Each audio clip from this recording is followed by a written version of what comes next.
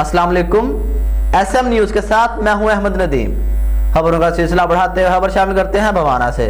Rescue 1122 के ज़ेर एहतमाम तहसील भवाना की यूनियन काउंसिलों के रज़ाकार मुहाफिज रेस्क्यू टीमों के मुकाबला जात का गजाली पब्लिक स्कूल में इनकाद किया गया है। रेस्क्यू मुकाबलों में खसूसी शिरकत district emergency officer madam Tahira Khan और assistant commissioner Bhavana madam Ikram Mustafa ने की है।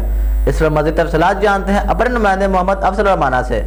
जी अफजल, आगाह कीजिएगा। जी बिल्कुल, बाना के गजाली पब्लिक स्कूल में रेस्क्यू 11-22 के जेर तमाम तहसील बाना की तमाम यूनियन काउंसिल के रजाकार मुहाफिज रेस्क्यू टीमों के मुकाबलों के इनेकाद किया गया, जिसमें खसूसी शिरकत district emergency officer madam Tahira Khan और असिस्टेंट कमिश्नर मैडम इकरा मुस्तफ़ा ने की। उन्होंने रेस्क्यू स्कॉट्स बाना की कारकर्दगी का जायजा लिया। इस हवाले से district emergency officer madam Tahira Khan का कहना है कि तहसील बाना के रजाकार को स्किल सिखाई है। बहुत ही सख्त मुकाबले होंगे। बाना, लालिया और चनियोट से एक एक टीम सिलेक्ट होगी, जिसके मुकाबले चनियोट में होंगे और फिर वहां से जीतने वाली टीम पंजाब सतह पर होने वाले मुकाबलों में हिस्सा लेगी।